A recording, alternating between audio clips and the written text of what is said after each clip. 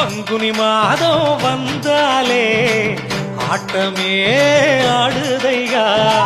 பங்குனி மாதம் வந்தாலே மனம் ஆட்டமே ஆடுதையா.